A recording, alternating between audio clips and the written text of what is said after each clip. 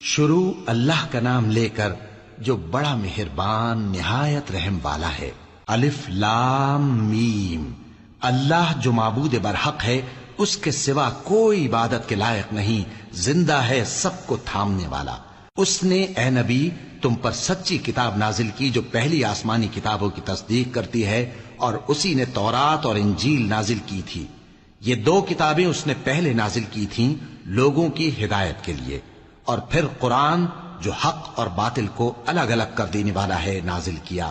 جو لوگ اللہ کی آیتوں کا انکار کرتے ہیں ان کو سخت عذاب ہوگا، اور اللہ زبردست ہے، بدلہ لینے والا ہے۔ اللہ ایسا خبیر و بصیر ہے کہ کوئی چیز اس سے پوشیدہ نہیں، نہ زمین میں اور نہ آسمان میں۔ وہی تو ہے جو ماں کے پیٹ میں جیسی چاہتا ہے تمہاری صورتیں بناتا ہے، اس غالب حکمت والے کے سوا کوئی عبادت کے لائق نہیں۔